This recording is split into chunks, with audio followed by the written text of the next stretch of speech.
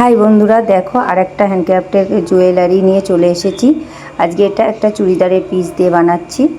তো দেখো কেমন হয়েছে, ভিডিওটা লাস্ট পর্যন্ত দেখো। আর ভালো লাগলে লাইক কমেন্ট শেয়ার করে পাশে থেকো, আর একটু আমার চ্যানেলটাকে সাবস্ক্রাইব করে দিও। তোমাদের কাছে এটাই অনুরোধ করছি, কারণ আমি নতুন কাজ করছি, যেহেতু তোমাদের সাপোর্ট না পেলে আমি এগোতে পারবো না। তাই তোমাদেরকে বলবো যে তোমরা প্লিজ আমাকে একটু সাপোর্ট করো।